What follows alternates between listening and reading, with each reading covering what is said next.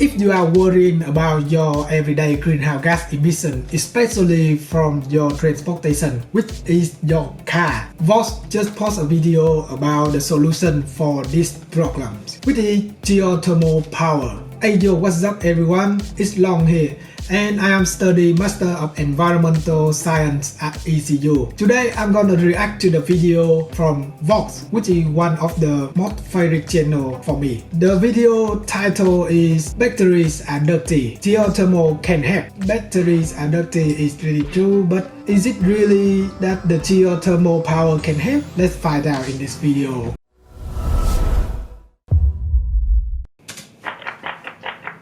Let's say I want to drive Christina Tornell, Vox producer. Let's see what's to the New here. York office to our office in DC.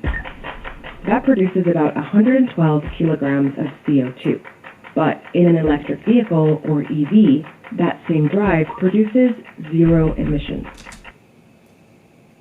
Really? As an environmental student, I can tell you right now this number is not true in some way. There is a lot of assumptions for this number to be true. The first one is that she is not calculated all of the emission to make the car in the first place. So I think that she is only compare the energy that used to run this car, which is for the normal car is the fuel, and for the electric car is the electricity. Obviously a normal car gonna produce CO2 because it's a burning fossil fuel to run the car, and the electric car might not produce any CO2 because it doesn't have any smoke coming out from the car and it's run on electricity. However, the question is that where is the electricity come from? For example, in this video she said that she wants to go from New York to her office. I'm gonna assume that the electricity charge in this car is from New York. Let's see where is the electricity in New York come from to charge this car. I have some very interesting information right here. Natural gas fuels 5 of the state's 10 largest power plants by capacity. Like half of the power plants in New York fueled by natural gas. So you see this red color right here? It said that in 2020, natural gas fuels 2/5 of New York utility scale in state generation. 40% of the electricity come from natural gas, 40%. Wind energy accounted for 4% and solar energy provide 2.5%. In total, only 6.5% of the energy come from renewable source. So what I am saying is that, for example, a Tesla that go from New York to her office, if the car use electricity in New York, it still have emission because you have to burn natural gas to generate electricity for the car to run, right? Burning natural gas gonna produce greenhouse gas. This number would be true if 100% of the energy in this car come from renewable energy. So that's one of the problem for this video. It's all thanks to this rechargeable battery, a lithium-ion battery that powers the car's electric motor. If all road vehicles were electric, we'd be able to wipe out about 18% of all CO2 emissions, the most prominent greenhouse gas driving climate change. That's only for transportation, right? So for example, on the transportation right now, most of them is using fuel which is come from fossil fuel and is generating greenhouse gas. It's true, but the question is, what if we all change to a Tesla? What if everyone own a Tesla? For example, in Australia, about 85% of households in Australia own 1, 2 or more cars. That's a lot of cars. If you can replace all of them with a Tesla, yes, it's gonna wipe out some percentage of the road transportation. I don't think this has taken into account the other transportation such as bus, big trucks, small trucks, semi-truck. If all road transport emission, yes, it can wipe out that. However, I'm not sure that the electricity and heat gonna stay the same. If everyone use an electric car, that means that they will use more electricity, which means the electricity sector has to somehow produce more electricity without burning fossil fuel or natural gas to produce electricity, because that's gonna increase the emission in this electricity sector. If the amount of electricity that need to serve all the cars on the street is from renewable energies, this could be true. If not, This is not true. But producing these powerful batteries can do real environmental damage. Nickel, the key ingredient in EV batteries, has to be mined and smelted in a process that contaminates waterways, drives deforestation, and pollutes the air. That's true. So for example, in this report that I find is about electric vehicle life cycle analysis and raw material availability. When you produce a battery for the car, this is the battery for the car. I can see that a large percent is nickel, cobalt, lithium, and aluminum. For electric motors, it could include a number of rare earth elements. And there's no better place to see this than outside nickel processing plants in Indonesia, next to where people like Asbina live. Piring-piring kalau kita simpan di luar, itu semua hitam. Itu baru satu malam, bagaimana kalau satu minggu di luar? Oh, look at that. That could be the result of the air pollution. I think this is the dust that comes from the mining process. So the mining process, it could generate a lot of dust, and all of that dust in the air gonna pollute the air. So the really fine dust is called PM 2.5. It's a really small dust that you cannot see with your eyes. It's really bad for your health, and this is true. These particles are finer than beach sand and are harmful when inhaled. Yes, dust particle that's smaller than beach sand, called the particulate matter, which is PM for short. The smaller it gets, the worse health impact is gonna be. The same nickel paving the way for a green future is causing life-threatening problems for the people who live near its production centers. But it shouldn't be this way. That's also true. But not just nickel, there's a lot of minerals that come into an EV car. For example, cobalt, lithium, aluminum, and other rare earth elements. Because Indonesia is sitting on one of the biggest sources of clean energy in the world. An energy source that could help clean up the dirty and often hidden side of green energy. That sounds great. Indonesia has the world's largest proven nickel reserves. Most of them are found here. So is a large concentration of the country's nickel processing plants. A lot of this nickel supplies the steel industry, but most of the growth the industry has seen in recent years is driven by the demand for EV batteries. Demand that's predicted to skyrocket. To extract the nickel, the rocks have to be smelted at really high heats. And that energy is almost exclusively provided by coal-fired plants that spew greenhouse gases and pollute the air. See, an EV car is not 100% emission-free. Sudah tidak ini lagi. Sehat 1 minggu, sudah lama 1 minggu, sakit lagi, batuk.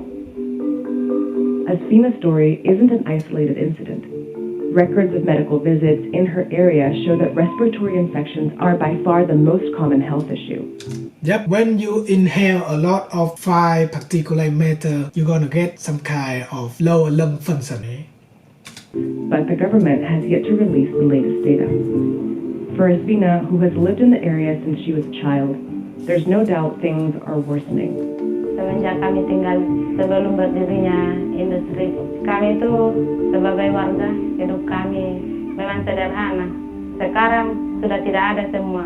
Air sudah keruh, penyakit tidak ditahu.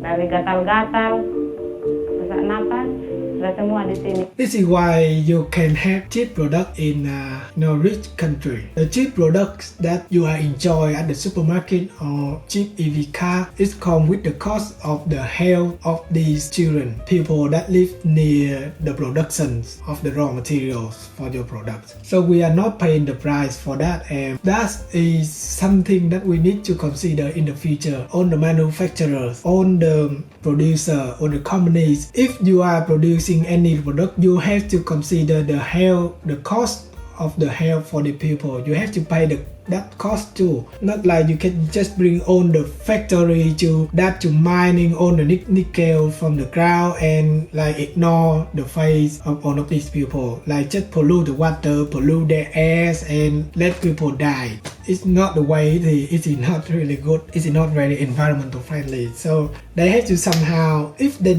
cannot control their pollution, they have to pay or to somehow take care of the health of all of these people, move them to a safer place. Or the better way is that they have to manage their mining process which is manage all of the waste that they produce and treat them in a way that not gonna pollute the environment. Don't buy cheap stuff, don't buy cheap stuff because it always come with the price that all of these people are paying the price for your cheap stuff. Nih, anak-anak sudah rasakan semua itu. Nickel is essential for a green future, but using coal-fired plants isn't actually necessary, especially in Indonesia.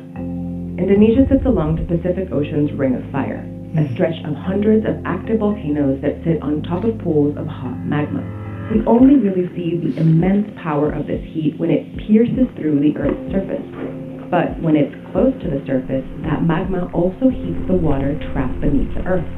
That hot water can provide a continuous and renewable flow of energy called geothermal energy. To capture that energy, we need to drill down to reach underground water. Then hot water or steam rise up to a well. In a power plant, that hot water is often used to heat a different liquid that is then vaporized and used to turn a turbine to generate electricity. Meanwhile, the clean water extracted is funneled back into the ground where the Earth's magma reheats it once again. And that fluid is recycled. So there are no emissions of any gases to the atmosphere. In that sense, it's a completely green, carbon-free energy source. Plus, it doesn't rely on the weather like wind or solar energy do. Indonesia is the second largest geothermal producer in the world. On the same island where coal-fired plants are powering nickel production, there's a plant tapping into geothermal power. There are about 20 active geothermal plants. There are also tens of sites explored for development. One of the biggest things holding geothermal back in Indonesia and other parts of the world is cost. And then once you've got evidence that there's a resource, the idea is then to figure out, how big is the resource, how hot is the resource, and how much would it cost to develop that type of resource. Longer timeline, higher risk factor, and higher initial investment costs are all things that make geothermal more challenging to put online. This is the solution. So she has introduced a solution for the energy that has used in the production of nickel. Yes, just like he said that there is many challenges in producing this green energy, even though it sounds really good. It sounds really good to me. It's only use the energy from the earth and doesn't emit any of greenhouse gas. However, there is one question here is that how can we use the heat from the magma directly burn the rock, not to like indirectly. This is one of the indirectly way they use the heat from the magma to generate electricity and then use the electricity to generate heat again. Why don't we figure out something that can directly use the heat to actually melt down the rock to produce nickel? Isn't that going to be more efficiency? If we just use electricity, then just use green electricity is better. And also in the IPCC report in 2022, they also show that wind and solar energies is the most promising source of renewable energy right now. It can be used right now, so why we have to develop something new when there are a proven way to do it like solar and wind energies? Just build more of them. The only challenge for wind and solar energies is that they are not consistent throughout the day. For example, there's only energy if they are wind and there are only energy if they are sun. But we can also use battery to solve these problems. You can use the wind or solar energy to charge the battery, and when there are no sun or no wind, we can use the energy from the battery into the grid. And while geothermal maps like this one can help identify possible hotspots, you never know what you're going to find until you actually drill. Over time, the hope is that geothermal exploration will become cheaper, more predictable, and so efficient that it'll bring the cost down. In the future, if all of that is cheaper, more predictable, this might be one of the good source of renewable energy. But for now, solar and wind energy are still the best one, so why not just use them? But it can be tough to change an existing industry, especially if there's a lot of money in it. Encouraged by Indonesia's push to attract foreign investment and deregulation of environmental protections, Chinese companies have invested or committed about $30 billion to nickel plants in Indonesia, particularly in Morowali, where new coal-fired plants like this one are being built to power the investment. China is always use coal for the source of energy. Yeah, it's just the way they have all the technology to use coal for energy that they don't really care about developing on other. Especially when developing a geothermal power might cost them more money, and this is really not economic viable for them. Also, wind and solar, it also costs more money to produce wind and solar energy, so they just rather use coal to burn, generate heat, rather than using all of other energy. As a consumption, we have to thoughtfully when using this product like an EV car or a battery. The price of the product is not including all of the environmental problems that caused by producing it. Air pollution, what is the cost of that? It doesn't count. Or the water pollution from the coal plant, it doesn't count in the price. If the coal plant also take care the climate change problems, the price of your product gonna be really high, like skyrocket. That's one of the benefits of the developed country, that you get to use a cheap product because you are not paying for the health, for the environment of the people of the place that is used to produce your product. People like Athena, the fact that geothermal doesn't produce emissions or air pollution could make it the solution they are looking for. Because if nothing changes, they might have to leave their homes. However, that is just one part of the problems. The problems that she saw earlier in the video, the pollution like air pollution and water pollution come from the mining process. The air pollution is not just come from the coal plant, it also come from the mining place. And also the water pollution. How about the water pollution? You cannot solve the water pollution when the nickel mine is still there. The geothermal not gonna make the water cleaner. It's not gonna purify all of the toxic chemical coming from the mine. Geothermal is only solve the problem of energy if it's viable. For now, it's expensive and coal is so much cheaper. Ya, harapan kami sebagai masyarakat untuk kedepannya, mudah-mudahan kami bisa dapat tempat yang lebih layak atau yang lebih nyaman dari sebelumnya. If the government can somehow make a regulation that make the companies that are mining minerals, they have to take care of the people around the mine, this could be better. Like they can provide money to support them to transition from this place to other safety place, and maybe they have to spend money to fix their environmental problems. Today, geothermal plants are mostly confined to volcanic areas. But our EV batteries are made of metals and minerals from around the world. And about 60% of the energy we use to process them comes from fossil fuels. There's enormous potential for cleaner EV battery production in all these yellow and red regions if we dig deeper and find ways to tap into the underground heat, whether there's underground water or not. Like every new resource, the work we do to harness it requires careful consideration. How do you preserve parklands, and how does that coexist with geothermal development? The other issue that seems to come up a lot when I read about geothermal is seismic activity. Most of the geothermal-induced seismicity that occurs is very low-level seismicity, but the goal is to not have significant seismicity that could cause damage and distress to local communities. The challenges are to make these environmentally, socially, and economically viable. And that's a very important challenge, especially if we think of geothermal as a solution to clean up the supply chain that powers our green energy. Because all too often, it's poor and marginalized communities who live next to power plants, smelters, mines, factories, pipelines, waste plants. As we move towards a better future, it's important to make sure it isn't just green, but fair. Kami ini cuma satu, kami ini mencari ketenangan, kenyamanan. Itu saja. In the end of this video, I can say that geothermal power is not actually gonna 100% solve the problem. It might help, yes it might help, but only transition to geothermal power will not solve the problem. As an environmental student, I think that to solve this problem, first the government in this country, for example Philippines, Indonesia, they have to be more strictly when letting other countries like China mining in their country. They have to have regulation, for example, to make sure that the mine not gonna not pollute their surround environment. Also, they have to somehow use clean energy. Not like when they let China into their country to mine it and they just build a coal plant right next to it to power the mine. So don't let them do that. You don't really need to build a geothermal right next to the mine. It's more expensive. So in the IPCC report in 2022, as you can see that, so wind energy and solar energy right now have a lot of potential. I mean a lot of potential reduce greenhouse gas compared to geothermal energy right here. So why you have to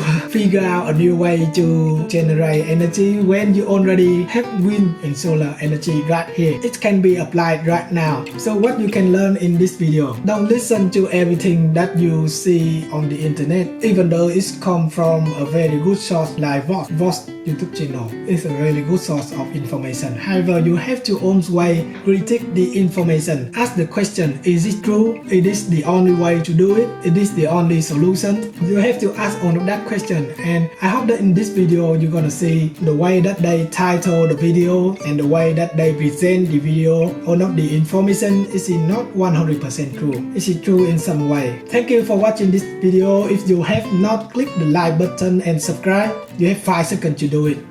I'm gonna wait. What, you still not do it? Come on, help me spread this video to everyone. If you want a greenable future, Greenable Film is here to make a greenable future. Because I believe that everything people from the government, everyone can be more greenable. So I hope that we're gonna have a greenable future for all our kids. So please help me share this video, subscribe to the channel, click the like button for the YouTube algorithm to have this video get to everyone. Thank you again and see you in the next video.